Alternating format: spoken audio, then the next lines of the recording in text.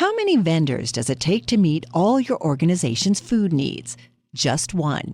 EasyCater, the workplace food platform that lets teams order from a huge variety of restaurants, over 100,000 nationwide, all through a single vendor. In addition to all that variety, EasyCater also gives you full visibility of your organization's food spend with invoicing, centralized reporting, and seamless integration with expense management systems, all on one platform.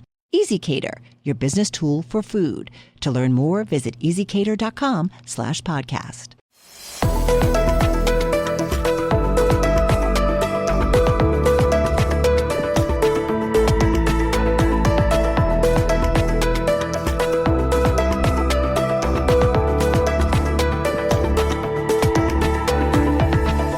Hello and welcome to The Credit Edge, a weekly market podcast. My name is Irene Garcia Perez and I'm a team leader at Bloomberg. And I'm David Havens, a senior credit analyst at Bloomberg Intelligence.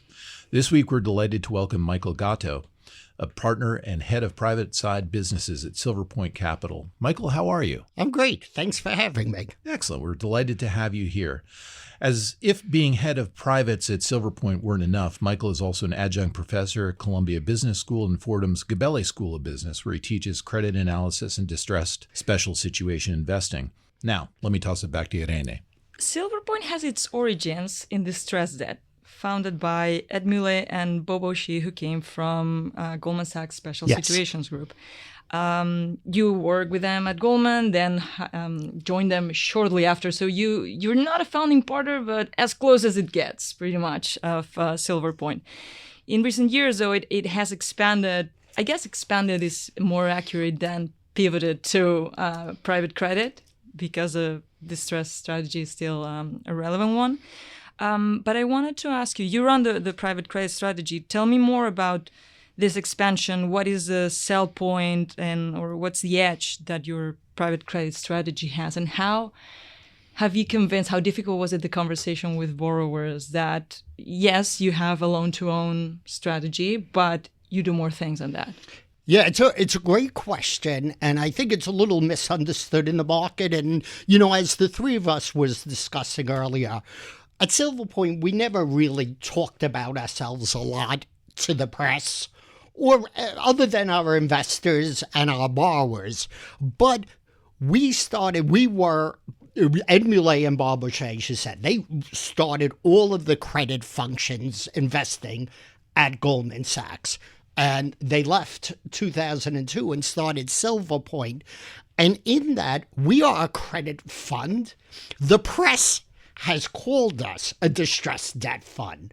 But in 2003, we were doing private credit along with investing in the secondary markets. So how we view ourselves we are investors in credit, and that could be performing credit, that could be originating new loans in private credit, and buying in the secondary market of credits that are having problems. So one, I want to make it clear, we've been in that private credit business since 2003. And in fact, coming into the great financial crisis, we had $5 billion of originated loans. We had gone through the life into the financial crisis about $9 billion, and we had $5 billion that we worked through successfully, and in fact got very good returns on that they came in and out of the crisis. But you're right. You have a perception of your distressed debt fund, so people will say on occasion, why would I borrow from you? And if it's okay, I'd like to break it up into two components. One is, right now, our fund has $38 billion of investable capital. North of half of it is for performing credits. $4 billion CLOs, $16 billion private credit, that's 20, and the remainder is our special opportunities. When we're going to the market in the private credit, we're trying to fill a gap that's greatly appreciated. And as you know, David, you follow private credit. A lot of lenders have a very distinct box they lend into. They want to lend to a new LBO.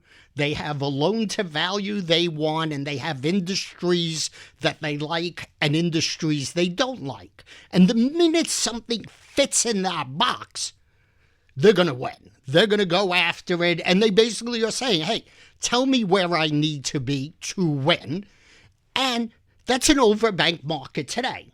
Won't be through cycles, but today it is. We have a different conversation.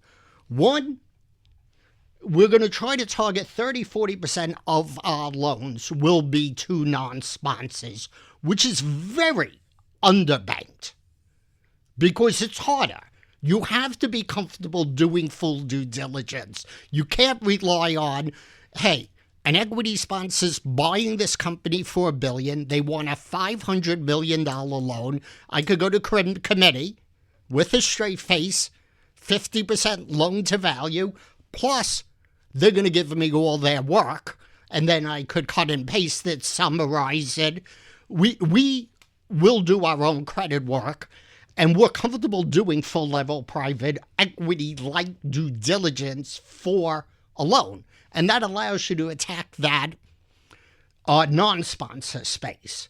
Then that's not to say we're ignoring. If that's 30, 40%, well, if I do the math, 100 minus 40, that'd be 60% will be sponsors. But we break sponsors' need for financing into 3 buckets. Bucket number 1 is that core LBO. It's fairly vanilla, and that we will look at all of those. We want to see it, but we're only going to do very few. Now you say, well, why would you even look at it if it's overbanked? Because when the cycle turns, we want the relationships and we want to be in that. And I'll give you an example. A lot of people say, well, there aren't a lot of cycles. You had 1998, 2002, 2008, and COVID. But you got a lot of mini cycles. So we were maybe doing 10, 15% in LBOs, and then 2003 happened, and the market shut down.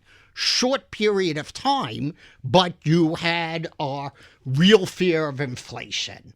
You had interest rates going up for the first time in a long time. You had banks with hung deals. Twitter was still hung, and you had all of a sudden Silicon Valley Bank blows up. So you had this short period of time where the market shut and we went in and aggressively filled that gap. The golden moment. Yeah, it's the golden moment. Yep. But you got to have the capital, the confidence, and the relationship. So that's one part of how we're attacking the sponsor market. The second component is what we call specialty LBOs. And that's where the sponsor does not want to go to the broadly syndicated loan market or go to 10 or 15 lenders and play one off the other.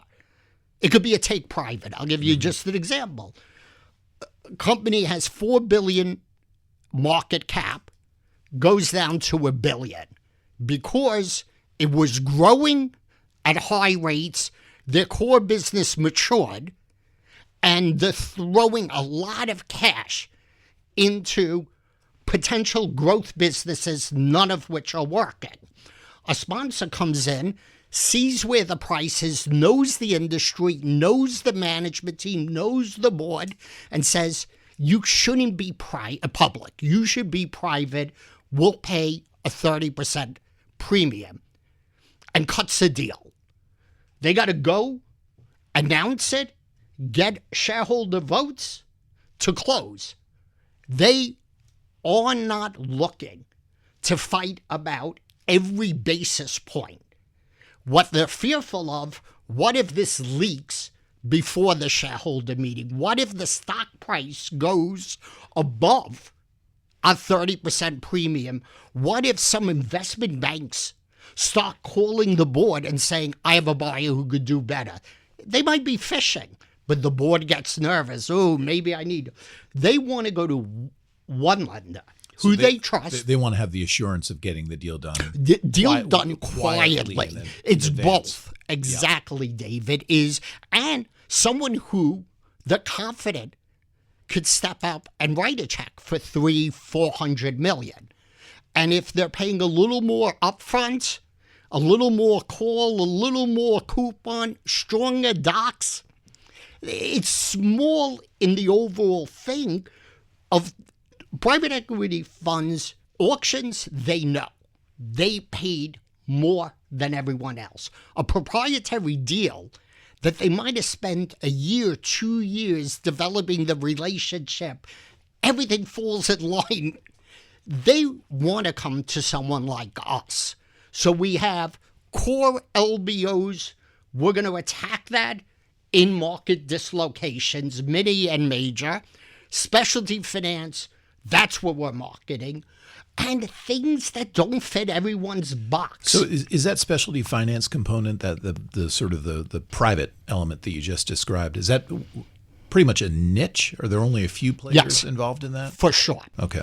It's a big niche. Yep. You have to have the capital. You have to have the relationships. And when you go through it, and you have to drop everything and get it done quietly in a short period of time, there aren't that many players that could do that the sponsors are confident. And when I look at our core relationships, they repeat. And then finally, there's a lot of deals in the sponsor world that are not for new LBO, add-on acquisition, refinancing. The incumbent lender always has a massive advantage if everything was going well. If there were a lot of hiccups and all of a sudden it's 3 or 4 years later and the original incumbent lenders were reliant on the sponsor's loan to value from 3 years ago, it's sort of irrelevant now because things did not go as planned, and we market ourselves, come to us. We'll re-underwrite it. And while we're known to do much more due diligence than most and structure more than most, we fit this need. So we're embraced by the sponsor community in it. Yeah. So you obviously have tremendous perspective on the market. I mean, you fledged from Goldman in 2002 and got going in 2003, really at Silverpoint. TechRec was winding down. Enron just happened. Financial crisis was a few years away. Europe languished right after that. COVID-19 happened. Private credit is sort of described or thought of as a new thing. It's not really a new thing. I went through a chemical bank training program back in 1987 to do leveraged loans to middle market companies. But how have you seen this market evolve? You've been here since the very beginning of what sort of is referred to as private credit. So 2 decades in, 2 decades plus in, how has it changed? Oh, it's changed tremendously in the amount of capital. So I agree. I taught those training programs. And we had, like I said, at Goldman Sachs, we did private credit. I think what's changed the most is how many players have come in since the great financial crisis. It was viewed, the great financial crisis opened this window as banks had to worry about their own liquidity, solvencies, regulators.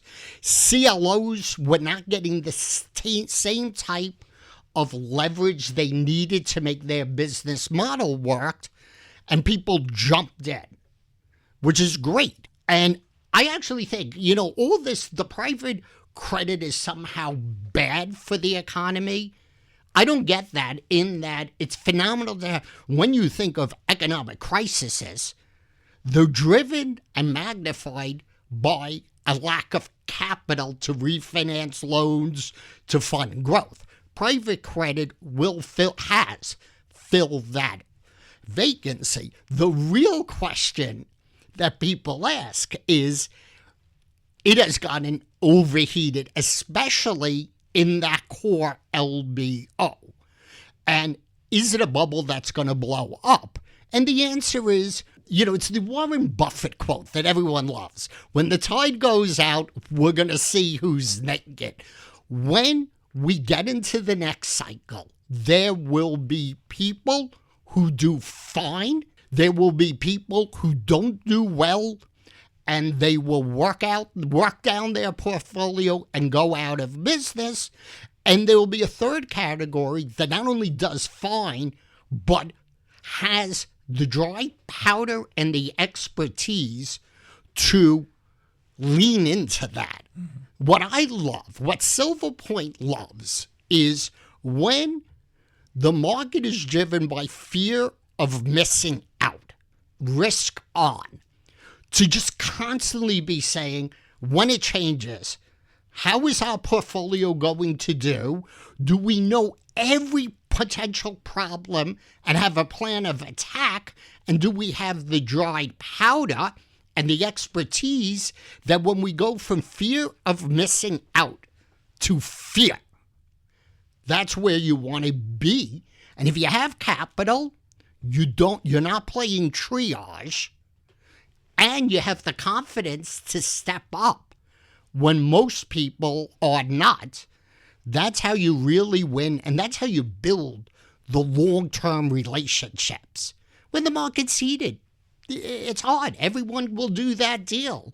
The sponsor in a core LBO is not saying thank you, thank you, thank you. They're saying you say thank you, thank you, thank you to me because I have 20 term sheets. It's when you're attacking the markets in the segments that aren't as competitive, or when everything shuts down, then you build the long-term relationships. Right. Speaking of dried powder, that combined with added pressure to deploy. I'm not speaking about Silverpoint necessarily, but about like funds in private credit in general.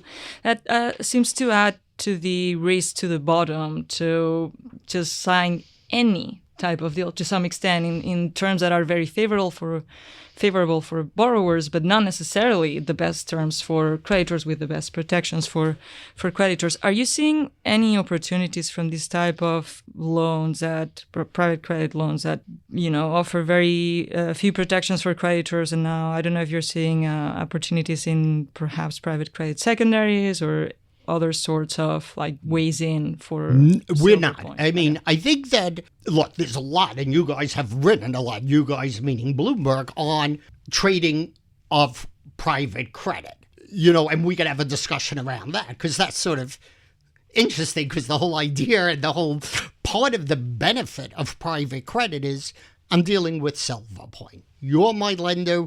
When we need to amend the doc, I'm calling you. I know who, versus it.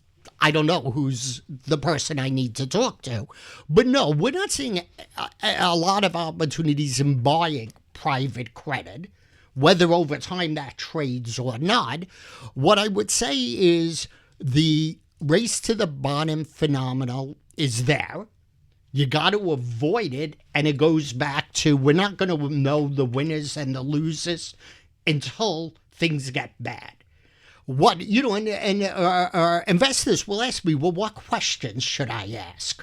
Well, one, I look at it and say, what scares me the most is a couple of things. One, small companies, 10 million, 15 million EBITDA, doesn't have significant market share. When there's a problem, you might not have the senior secured downside protection. You might be taking equity risk, getting debt-like returns. So small businesses scare me. Two, documents. I'm like almost shocked at how loans sometimes, and this is also the broadly syndicated loan market, the focus on the loan to value, day one, the company, but then there's the docs are the docs, right? But if I'm lending $500 million to a company that's worth $1 billion today, but the docs say there's a carve out, and they could move $250 million of value out of the companies that you're lending to an unrestricted sub that I cannot put a covenant on, I can't go after the value. It's misleading to say I'm 50% loan to value, taking 500 over the billion. I would take 500 divided by 750. because the sponsor, of course, they should move assets out when there's a problem. And unlike being a venture capitalist and equity, growth equity, where you worry about good things and bad things happening, as a lender, all you care about is bad things. Yeah, your best outcome is getting repaid what you lent. Par plus my coupons. Yep. That's the game I'm in. And therefore, I have to say, what could go wrong? What's the probability of it going wrong? How much can value deteriorate if that happens?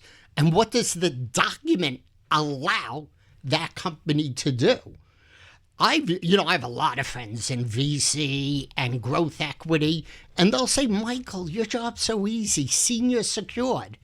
And I'm like, no, your job is so easy because you could do 10 deals, get a 0 on 3 or 4 of them, mediocre returns on 3 or 4, and as long as you have 10%, 20% of the deals being the next Uber, the next AI, you're a hero. We can't lose money.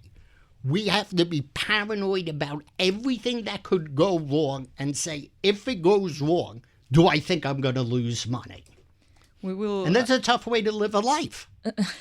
We will go into more detail about liability management exercises later on. I love liability management. As in, you love to participate in them as a concept? Or No, I love talking. I love talking. Well, I will talk about it. I love talking about it. It's interesting. Okay. But before that, do you think investors are adequately compensated for the risk of illiquidity? Yes and no. It's going to be the simple answer. Certain segments of the market, I think you're getting fairly to overcompensated for it.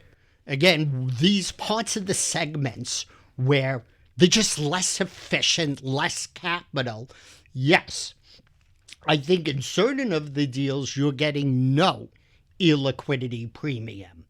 But then again, you have some investors that are fine. It's also who are the investors of the fund.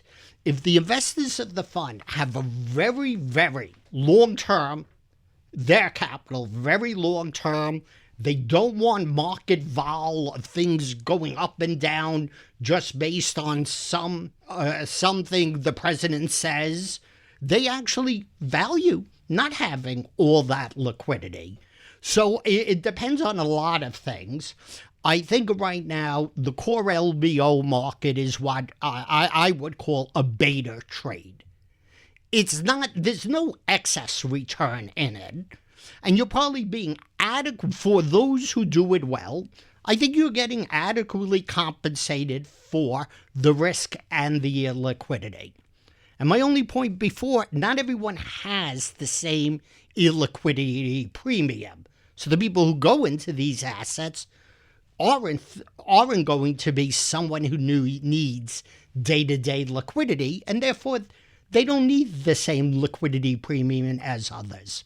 Does that make sense? Yeah, so just sort of sticking with this liquidity issue and pivoting a little bit, private credit's been a hot sector for a while. Is it suitable for retail investors via ETFs with a private credit component? Don't we have the risk of fundamentally illiquid assets being backed by daily liquidity funding, sort of?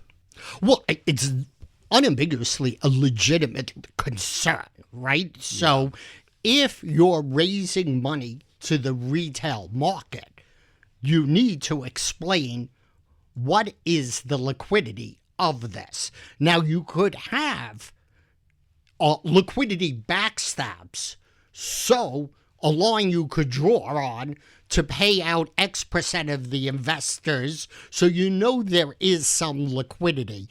We're just early on in thinking about whether we should or shouldn't raise money from the retail investors. So there's a big learning curve of a fund saying, is that appropriate or not? It seems to be a little bit of baby steps, too, because the private credit component is relatively low in these funds so far. Yeah, I agree with that. So to answer your question, it's going to be, I think, yes, it is appropriate if it's structured correctly and it's disclosed and marketed correctly, but I'm not an expert on it. Mm-hmm. In the book, one of the things, and you were discussing now, you mentioned and you emphasized a lot the importance of due diligence, and you were talking about it just now. And in the book, you mentioned the anecdote of Mark Dreyer, the lawyer that was sentenced to, I think, 20 years of prison for fraud. Yes. That was trying to sell loans that were actually non-existent. It was a fraud, basically, and was getting annoyed by the level of due diligence. The questions that Silverpoint was asking, was meant to have dinner with you guys, but was actually arrested in Canada the day before, I think. Is due diligence even more important in private credit, equally important as in public markets? Is there something additional that investors would need to take into account? Our firm believes due diligence is the core of who we are. In fact, we have certain core principles, and one is we dig deeper. We enjoy due diligence. We think it's really important. Now, the less liquid your investment is, the more due diligence you need, because if you make a mistake, you can't get out. So if it's a public investment, you might have done 80% of your work and say, I am going to start to buy because I think I have a unique investment thesis. I think I'm ahead of the curve. And even though I still have work to do, the price it's trading at today compensates me for buying without all of my due diligence done. Because if I wait until I'm done and the price moves up 10, 20 points, well, I didn't do my job. So when there's liquidity, you could start to buy and then change your mind and get out, and you might take a loss. If you're doing, on the other extreme, your private equity fund, you have to finish your due diligence before you invest. So I would say if you're lending to private deals, you're going to have to do more due diligence because you can't decide to make a mistake and move out. Or if you're doing non-sponsor loans, that even magnifies that because you can't piggyback on the work a sponsor has done. So I think due diligence is really, really critical. And it will go back to one of the themes.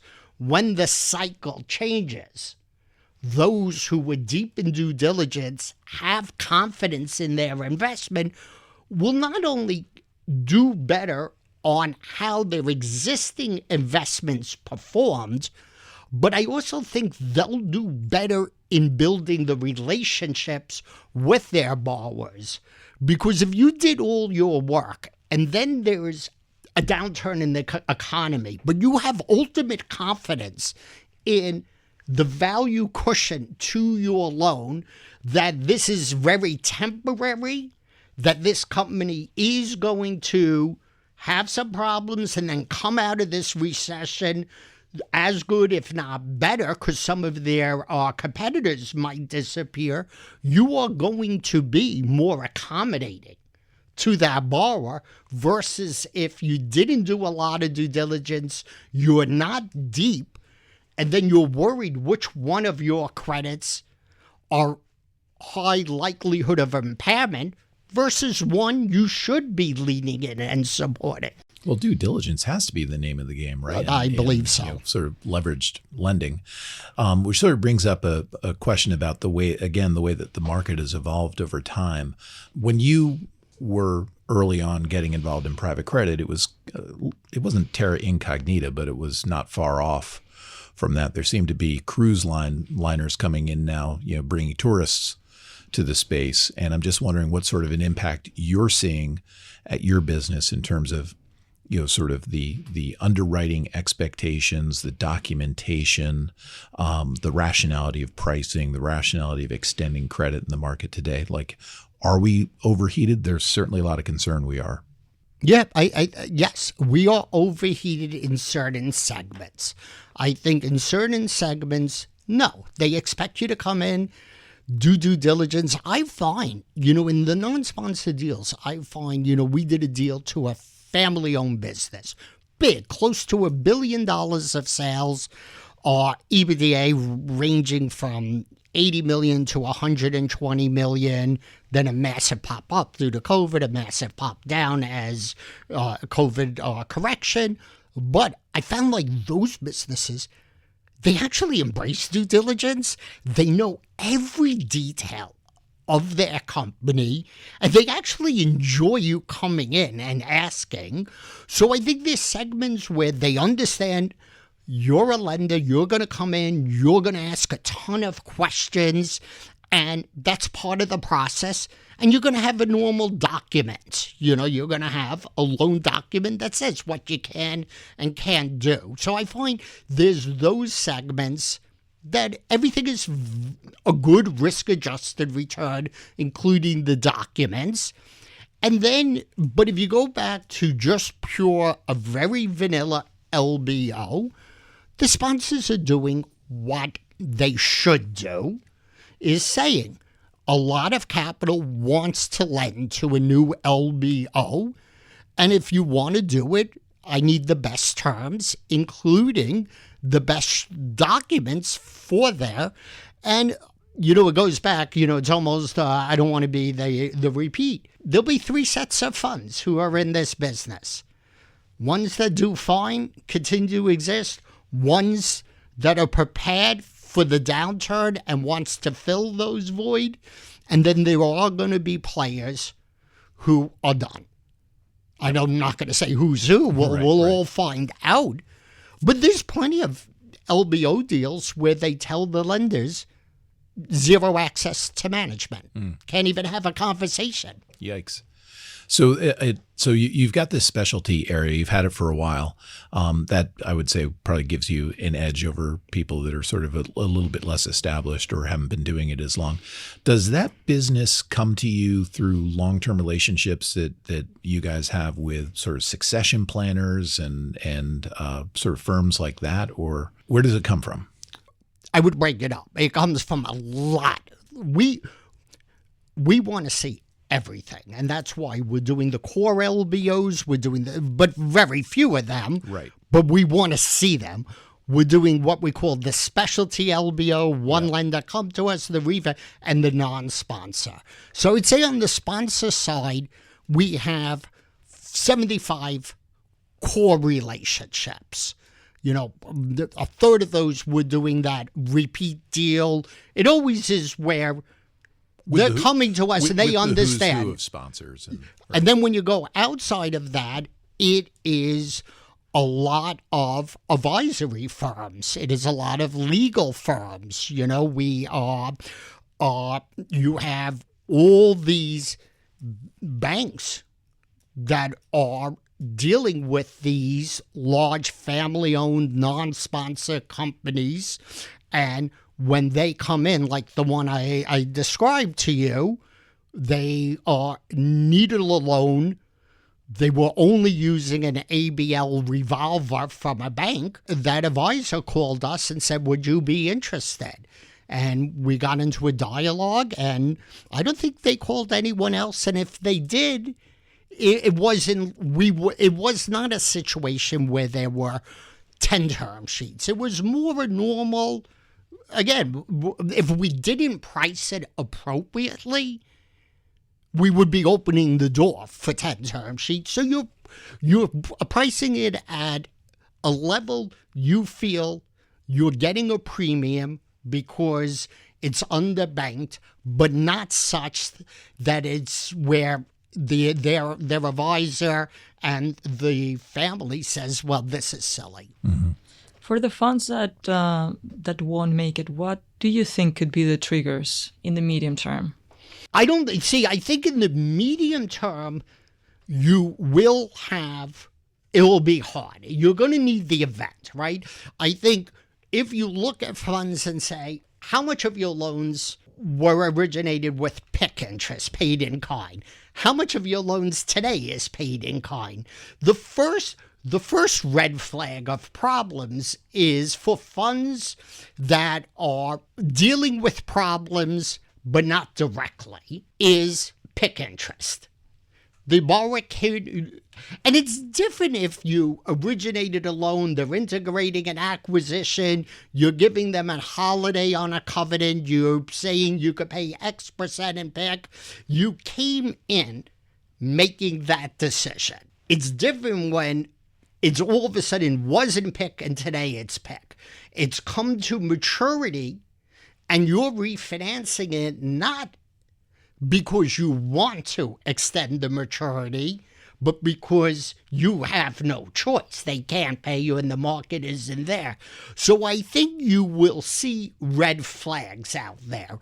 And the investors that invest in these funds have a checklist, and they should be asking how much PIK, how much is non-performing. But then when the cycle changes, I think that the game will be over for those funds. And I want to be clear. I don't think it's everyone. I don't think it's close to everyone. But we see every deal that's getting done. There's some good deals and there's some bad deals. And if someone is doing too many bad deals, they won't exist. And that's every cycle. That's nothing. Like, I'm not saying anything that is controversial. Of course, money comes in, then you'll see who does well with it, and then money will come out. Yeah, it's actually, I follow the BDCs, and it's actually quite interesting to look at the data that I've been able to compile on PIK and non-accruals. Non-accruals have remained, I would say, surprisingly low, particularly after 525 basis points of base rate hikes in 22 and 23. I think that probably has something to do with base rates coming off a zero boundary. Yes. But PIK rates have also remained, pretty steady in the 6 to 7% range. Are you seeing sort of similar trends in your own portfolio? Yeah, we're not. Our portfolio is holding in very well. So, yeah, I don't follow like you do all the BDCs. So my point was really, that's where you start to see the potential red flags.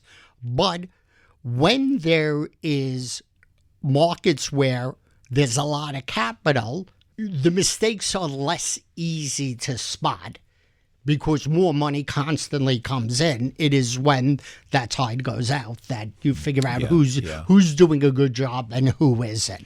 So it's impossible, Michael, impossible to have a podcast without bringing up AI, since we're talking about subjects du jour.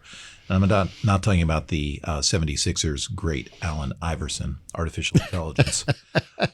We can go lots of ways with AI, but maybe you could walk us through the benefits of it to the private lending space and the drawbacks. Specifically, there's concern that software, tech, and some services, big components of many private lending portfolios, may be disrupted by AI, but maybe it has benefits too. Yeah.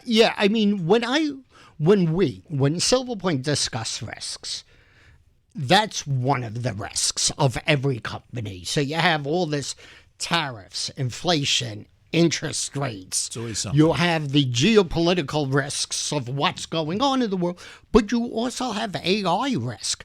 And AI risk is tough because it is so new, so that in every loan that you make, you have to say, how vulnerable is this to AI?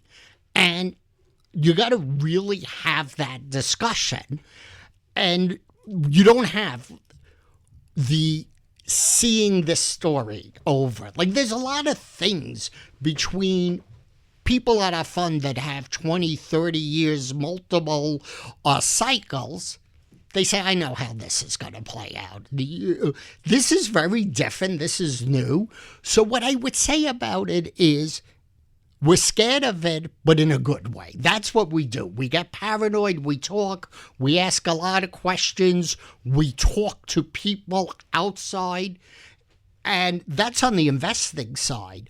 On the productivity per hour of work, it's amazing.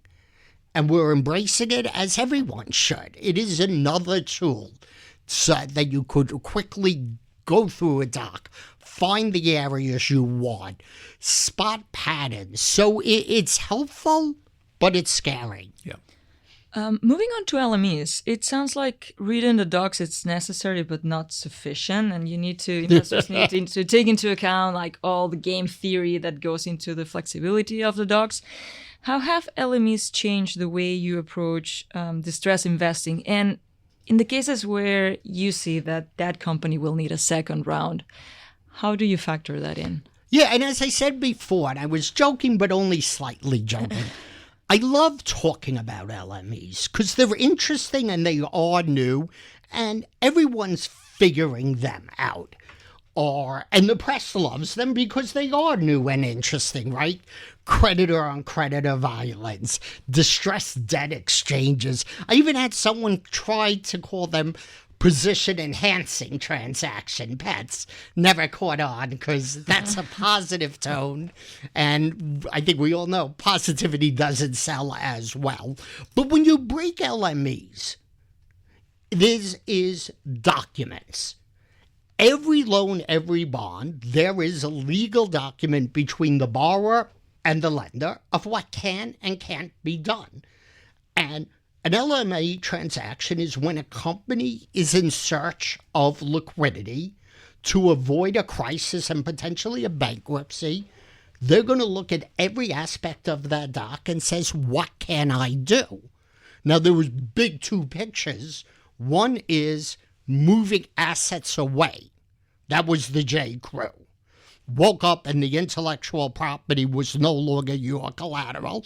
The other type is the SERDR, where half the lenders say, we're going to change the documents, whereas prior, no debt could come ahead of the senior secured. We're going to amend the docs as we are allowed a majority to allow debt come ahead, and then we're going to lend money to the company senior to the originally broadly syndicated loan, which doesn't adversely affect anyone disproportionately, because it hurts everyone by pushing them down, except the second part of the transaction is we're going to lend you money. Part of it you could use to turn around the company, and part of it you're going to use to buy back my debt that effectively primes. Mm-hmm. So now when you look at that and all variations, you have to understand it and you have to incorporate that in your investing. And let me go through. You have CLOs.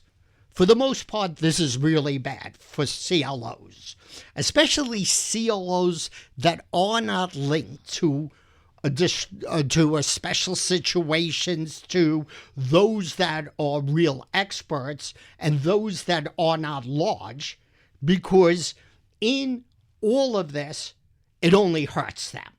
And in an overheated market, if the docs allow it, what are you going to do? Not invest? So you got the CLOs, then you have the special situation players like us.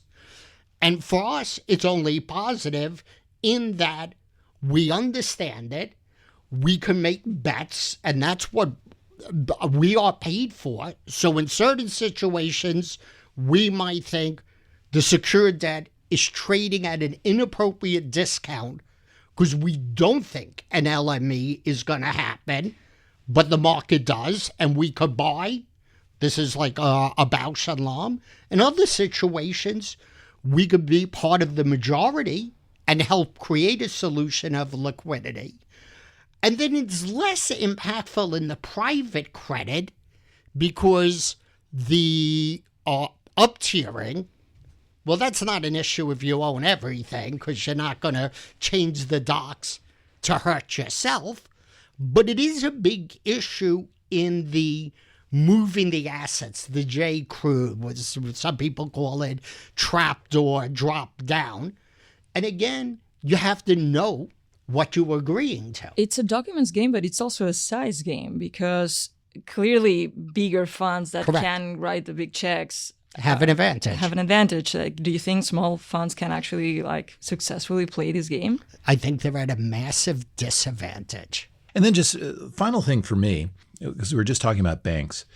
Are banks friends? Are they friendly foes? Are they frenemies? Are they both? We're going to see them re-engage in direct lending. Yeah. That's what banks always did, I thought. Correct. No, they're friends. In fact, we really embrace banks because our view is, and a lot of times we want to partner with them. And we have so many of where, because we have a CLO business, we see a struggling deal, we could come in and say, if you make these tweaks, we'll be the anchor. If you want to take it to private, we'll do it. We'll do the whole thing, but if you want to be involved, you want certain clients, we want banks to view us as a creative lender that thinks about solutions but isn't looking to box them out, is looking to do things where they leave and they're happy they made a call to us. So virtually every bank we have done deals with, some of the time they're leading it, and we're an anchor, but we help structure it. Some cases we said, we're fine, underwritten, we'll be a backstop that's inside the flex so you could go with confidence. We want to be extremely helpful to banks because some of the private credit lenders, they're going to be really fearful of, that are saying this is an existential risk. So we want to be very commercial and figure out ways to work together to do good deals that we both are happy with. Michael, final question from me because sadly we have to wrap up. Yes. Another hot topic in distress investing is disqualified lenders list. In the U.S., it's called the blacklist, and in the U.S., they have the whitelist equivalent. What is your view on those, and should there be limitations on the use for sponsors of those lists? Yeah, the disqualified lenders list. They used to be for competitors, right? A company would say, look, if my loan's trading around, a competitor or someone who owns a competitor can't buy it. They've expanded over time. Or we're not on many of those lists because, as I said, we're providing value to the sponsor. And even on the side that people call distress, which we don't, we call special situation, us buying into someone's loan is usually helpful because then we're pitching ideas to get in more capital. And I know we're running out of time. I go through examples.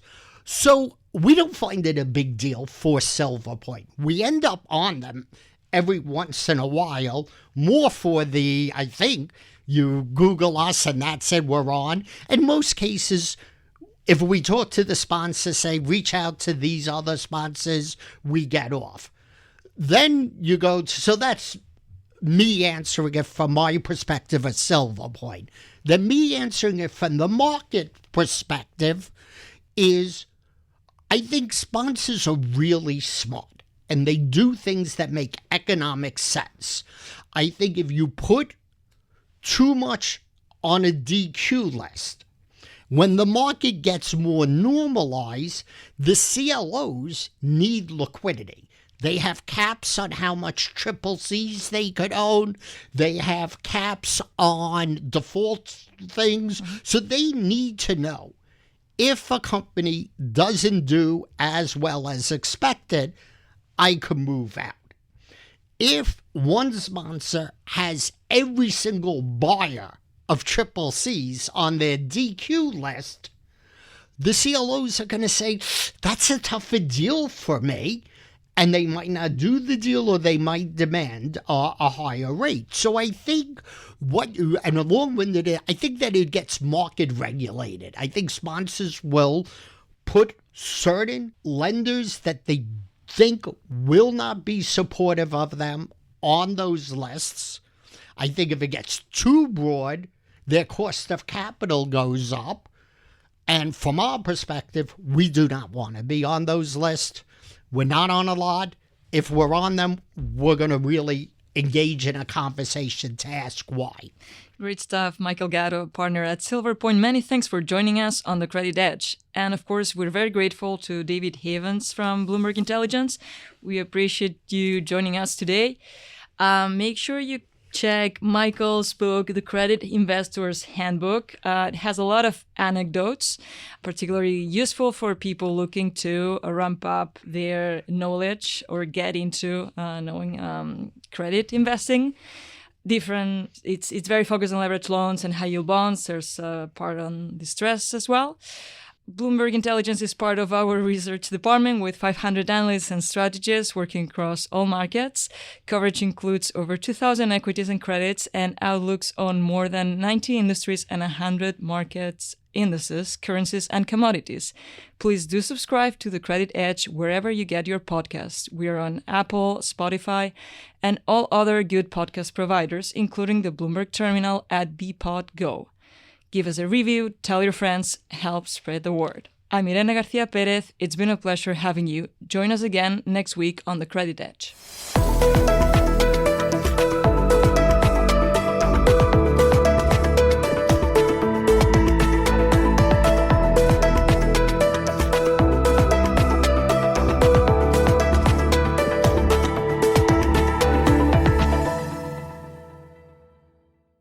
Every business has an ambition. PayPal Open is the platform designed to help you grow into yours. With business loans so you can expand and access to hundreds of millions of PayPal customers worldwide. And your customers can pay all the ways they want with PayPal, Venmo, Pay Later, and all major cards, so you can focus on scaling up. When it's time to get growing, there's one platform for all business. PayPal Open. Grow today at paypalopen.com. Loans subject to approval in available locations.